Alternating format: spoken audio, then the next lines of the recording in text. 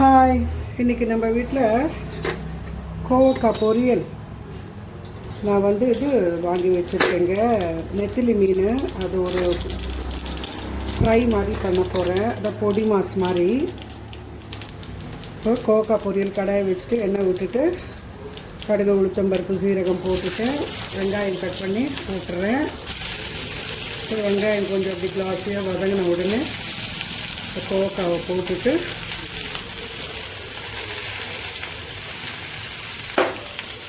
ஒரு வதக்கிட்டு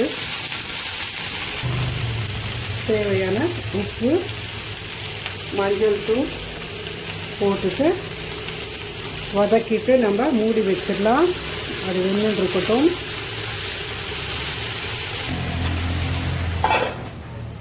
இதுக்குள்ளே ரசத்துக்கு பார்த்துக்கலாம். நம்ம இப்போது ரசம் பண்ணுறதுக்கு கொஞ்சம் பார்த்திங்களா எவ்வளோன்னு, ஒரு சின்ன நெல்லிக்காயில் பாதின்னு வச்சுக்கோங்க. இந்த அளவுக்கு பெரிய தக்காளி கட் பண்ணிக்கிறேன். தக்காளி கட் பண்ணிவிட்டேன். இப்போ இதில் மிளகு கொஞ்சமாக தாங்க ரசம் வைக்க போகிறோம். இந்த அளவுக்கு மிளகு, அப்புறம் சீரகம் இந்த அளவுக்கு போட்டுட்டு, இந்த அளவுக்கு பூண்டு, ஒரு 6-7 பல்லு பூண்டு, ஒரு காஞ்ச மிளகாய். கொஞ்சம் காரம் பார்த்துக்கோங்க. இதை நம்ம ஒரு வாட்டி கலக்கி விட்டுட்டு அதை நான் மிக்சியில் நல்லா அரைச்சிட்டு வந்துடுறேங்க. இப்போ அரைச்சிட்டு வந்திருக்கேன். இதில் நல்லா தண்ணி விட்டு அரைச்சிக்கிறேன். கொஞ்சம் உப்பையும் போட்டு அரைச்சிட்டுக்கலாங்க. இதுலேயே போட்டுட்டு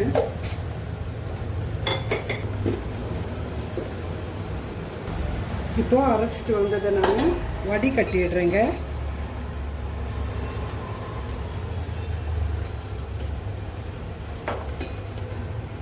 வடிகட்டணும்னு அவசியம் இல்லைங்க, இப்படியே கூட யூஸ் பண்ணிக்கலாம். இந்த புளி வேற நம்ம அரைச்சிருக்கோம் இல்லையா, அது ஒரு வாட்டி என்னென்னா அந்த கொஞ்சம் திப்பி திப்பியாக இருக்கலாம். அண்ட் கொஞ்சம் நல்லா தெளிவாக ரசம் எதுவுமே கீழே நிற்காத மாதிரி மொத்த ரசத்தையும் யூஸ் பண்ணிக்கிற மாதிரி இப்போ நான் பண்ணுறேன். நல்லா இது பண்ணி விட்டுட்டு கரண்டிலேயோ கையிலையோ இன்னும் கொஞ்சம் தண்ணி விட்டுட்டு இதில் இருக்கிற மொத்த எக்ஸ்ட்ராக்டையும் எடுத்துடலாம். எடுத்துகிட்டு காட்டுறேங்க. இப்படி இருக்குங்க. இதுலேயும் கொஞ்சம் தண்ணி விட்டுட்டு நல்லா வடிச்சிடலாம்.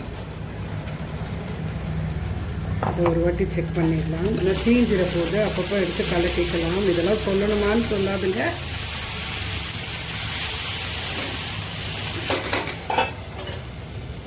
இப்போ இதில் இருக்கிற மொத்த எக்ஸ்ட்ராக்டையும் எடுத்துட்டேங்க. தெளிவாக இருக்கும் ரசம். நம்மளுக்கு நீட்டாக அப்படியே எடுத்து சாப்பிட்லாம். குழந்தைங்களுக்கெல்லாம் வைக்கிறச்ச திப்பி திப்பியாக எதுவும் இருக்காது, நல்லாயிருக்கும். உப்பெல்லாம் செக் பண்ணிக்கலாம். உப்பு, காரம், புளிப்பு எல்லாம்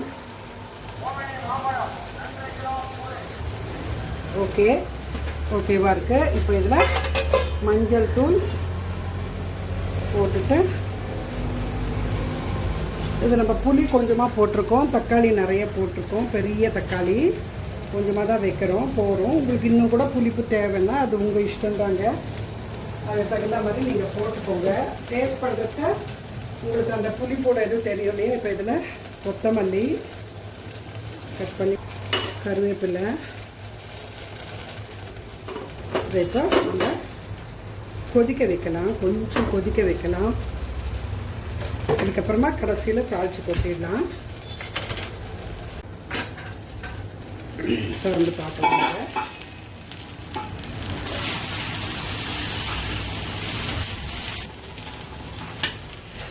இப்போ நான் ஒரு 2 கத்திரிக்காய், ஒரு 6 பச்சை மிளகா, ஒரு தக்காளி கட் பண்ணி தண்ணி இல்லாமல் ஏஎம்சி பாத்திரத்தில் வேக வச்சுக்கிறேன்.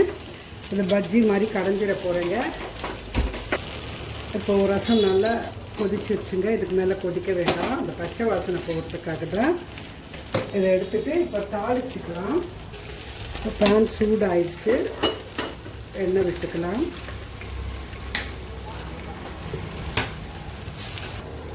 கடுகு போட்டுட்டு கொஞ்சம் ஜஸ்ட் ஃபஸ்ட்டு ஒரு ஒரு கொஞ்சம் ஒரு 4-5 அது எப்படி சொல்கிறது, ஒரு 5-6 இது வந்துட்டு வெந்தயம் ரொம்ப போட்டுறாதுங்க, கசக்கும். இப்போது பெருங்காயம் போட்டுட்டு ரசத்தில் கொட்டிடலாம். தண்ணி ஊற்றிட்டு தண்ணியில் ஒரு பாயில் வந்தப்புறமா இதில் கொட்டிடுறாங்க. எல்லாம் மொத்தம் நல்லா கலந்து பாயில் வந்தப்புறமா இதில் ஊற்றிடலாம். அவ்வளோதாங்க ரசம். இப்போ இந்த கத்திரிக்காயை இந்த கிட்டே கொண்டு வந்துக்கலாம். திறக்கக்கூடாது, நான் திறக்கிறேன். இது இன்னும் கூட வதங்கணுங்க. இதை மூடி வச்சிடலாம். அவ்வளோதான் ரசம். இதில் மிளகாய் தூள் போட்டுருவேன்.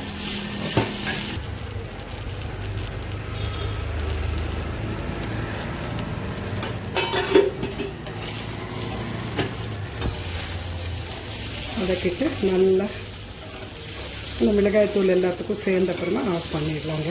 இப்போ கத்திரிக்காய் கரெக்டாக அந்த பாயிண்ட்டுக்கு வந்துடுச்சுங்க. அதை ஆஃப் பண்ணிட்டேன். இதில் கொஞ்சம் புளி, அதுக்கு தேவையான அளவு புளி, உப்பு ஆஃப் பண்ணிவிட்டு வேறு ஸ்டவ்வில் வச்சுட்டேன். உப்பையும் போட்டுட்டு அப்படி மூடி வச்சிடலாம். நல்லா ஆறட்டுங்க.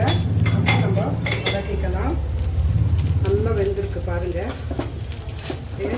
புளி அப்படியே இந்த சூடு போட்டுட்டு நல்லா வெந்துடும். இப்போ இதில் சாதம் வச்சுட்டேன். இப்போ இதுவும் மிளகாய் தூள் போட்டாச்சு. நல்லா வதங்கிடுச்சு.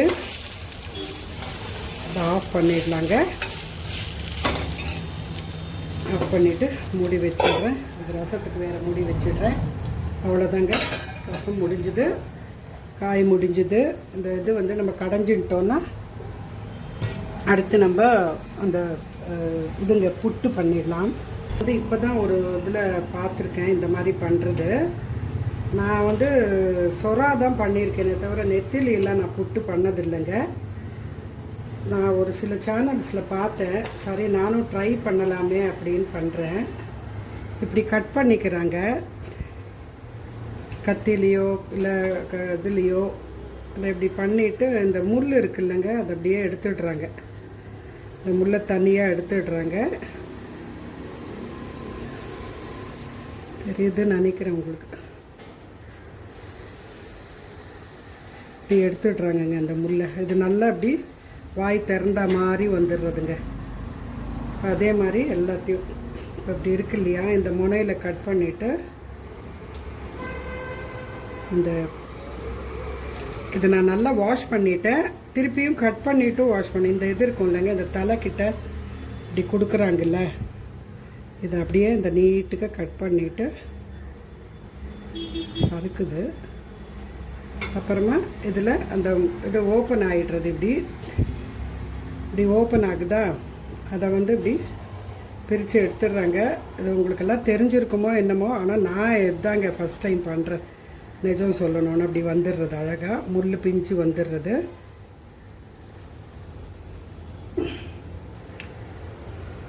கடைசி வரைக்கும் முள்ளை எடுத்துடலாம். அதே மாதிரி எல்லாத்துலேயுமே வந்துட்டு இந்த மாதிரி முள்ளை எடுத்துட்டு, உங்களுக்கு கத்தி கம்ஃபர்டபுள்னால் கத்தி எடுத்துக்கோங்க. கத்தியில் இப்படி ஸ்லிட் பண்ணிக்கலாம். இந்த முள் எடுத்த அப்புறமாவும் திருப்பி நல்லா க்ளீன் பண்ணிட போகிறேங்க. கிட்டத்தட்ட 1/2 hour ஆச்சுங்க அந்த இது எடுக்கிறதுக்கு, முள்ளை எடுக்கிறதுக்கு. 1/2 கிலோ மீன் காட்டுறேன் இருங்க. சாதம் அதுக்குள்ளே வெந்து போச்சு. சாதம் வடிச்சிடுறேன். சாதம் வடிச்சிட்டேன். இப்போ பாருங்கள், ஒரு 1/2 மணி நேரம் ஆச்சுங்க இதை உரிக்கிறதுக்கு. இது 1/2 கிலோ ஃபிஷ்ஷு ஃபுல்லாக எல்லாத்தையும் எடுத்துட்டேன். இப்படி நல்லா ஓப்பன் அப் ஆகிடும் ஒரு குழம்புல. இப்படி வந்துருச்சு. இப்போ இதை நான் நல்லா வாஷ் பண்ணிட்டு வரேங்க. இப்போ இந்த மீனை, இது நெத்திலி மீன் எவ்வளோ வாஷ் பண்ணாலும் கொஞ்சம் ஸ்மெல்லு தாங்க. இது இப்படி கட் பண்ணிக்கலாம் பீசஸாக ரஃபாக. இப்போ இந்த மாதிரி நல்லா கட் பண்ணிட்டேங்க. இப்போ இதை பண்ணிக்கலாம்.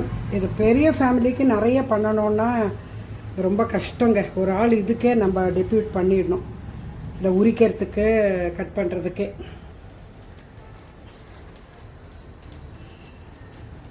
நான் இது தாளிப்புக்கு வெறும் கடுகு கொஞ்சம் ஜீரகம் மட்டும் போட்டிருக்கேங்க. எனக்கு ஞாபகம் இல்லை சோம்பு போடுவாங்களான்னு, நான் போடலை. நான் கருவேப்பிலை போட்டுறேன். அப்புறமா பூண்டுங்க, ஒரு நல்ல பல்லு, நல்ல ஒரு பூ போட்டுட்டு வெங்காயமும் இதில் கொஞ்சம் நிறைய வெங்காயம் போட்டால் நல்லாயிருக்கும். பொடி மாசு எப்படி நம்ம அது முட்டைக்கும் அதே மாதிரி தான் பண்ணுவோம். அப்படி வதங்கின உடனே ஒரு 3 பச்சை மிளகா நீட்டில் வாக்கில் கட் பண்ணி போட்டுட்டேன். நம்ம மிளகுத்தூள் மிளகாய் தூள்லாம் போட போகிறோம், ஒரு ஃப்ளேவருக்காக அதை போட்டிருக்கேன். உப்பு போட்டுடலாம். இதுக்கு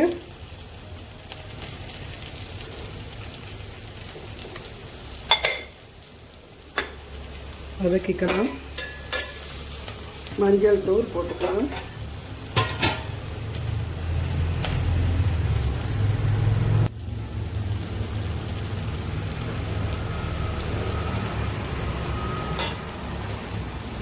வதக்கிக்கலாம்.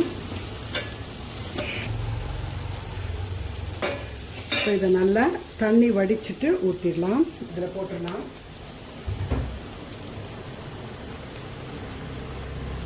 வடிச்சிட்டு வந்துட்டு இதில் போட்டுருவேங்க. அப்படியே இதை நல்லா அப்படியே நம்ம வதக்கிக்கணும். நல்லா வேகணுங்க இது.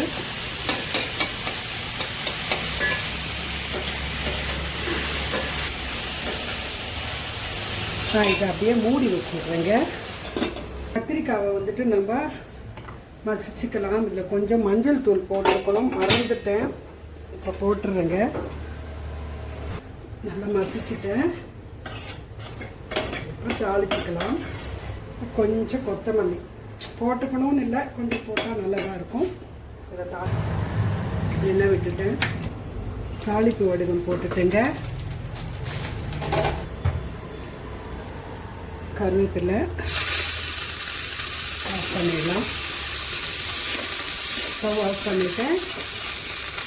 தூக்கி அதில் போட்டுடலாம். அந்த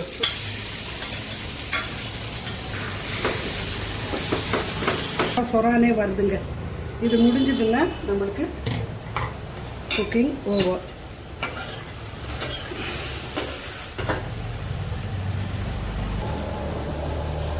இது வெந்துருச்சுங்க. பட் அந்த டேஸ்ட்டில் இருக்குமான்னு தெரியல. ஏதோ ஒரு ட்ரையல் பண்ணியிருக்கேன், பிடிச்சி சாப்பிடுவாங்களான்னு தெரியல. கொஞ்சம் எனக்கு உப்பு போடணும், அதனால் போடணும் போல் இருக்குது. கம்மியாக இருக்குது. முன்னாடி போட்டேன், இருந்தாலும் கொஞ்சம் போட்டுருக்கேன். இப்போ இதில் மிளகாய் தூள் கொஞ்சம் போடலாம்.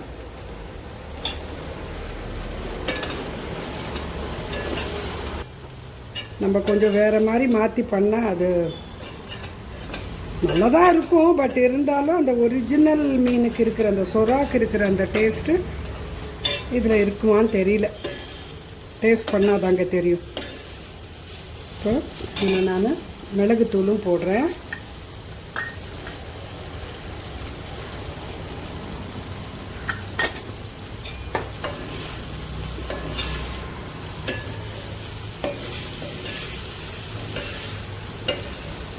நான் குழம்பெல்லாம் பண்ணால் இப்போ இந்த வெயிலுக்கு கொஞ்சம் மிச்சம் ஆகிடுறதுங்க. தூக்கி கொட்டவும் மனசு வர மாட்டேங்குது, அடுத்த நாள் சாப்பிடவும் ரிப்பீட்டடாக போர் அடிக்குது. இப்போ நான் இதில் கொத்தமல்லி போட்டுறேன். எனக்கு ஜஸ்ட்டு ஓகே தாங்க. இது இன்னும் பெருசாக அந்த சொரா புட்டு அந்த அந்த இது எனக்கு இல்லாத மாதிரி தான் இருக்குது. அந்த இதில் அந்த ஃப்ளேவரில் நீ இது அவ்வளோதாங்க.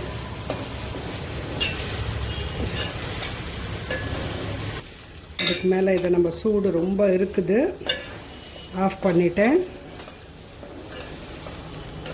தெரியல அந்த ஃப்ளேவரில் இருக்குதா, அவங்க இஷ்டப்பட்டு சாப்பிடுவாங்களா எங்கள் வீட்டிலன்னு. பட் ஏதோ ஒன்று, ஒரு நாளைக்கு ஒரு டிஃப்ரெண்ட்டாக. கொஞ்ச நேரம் அப்படி ஆறட்டுங்க. அதுக்கு முன்னாடி இப்போவே வந்துட்டு நம்ம மூடிட வேணாம், கொஞ்சம் தண்ணி விட்ட மாதிரி ஆகிட போகுது. இன்றைக்கி நம்மளோட லஞ்ச் கத்திரிக்காய் பஜ்ஜி, ரசம், கோவக்காய் பொரியல்,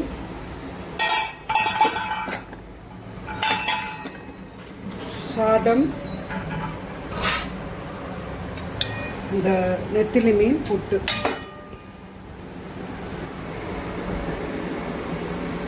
தாங்க இன்றைக்கி நம்ம லஞ்ச் ப்ரிப்பரேஷன். தேங்க்ஸ் ஃபார் வாட்சிங்.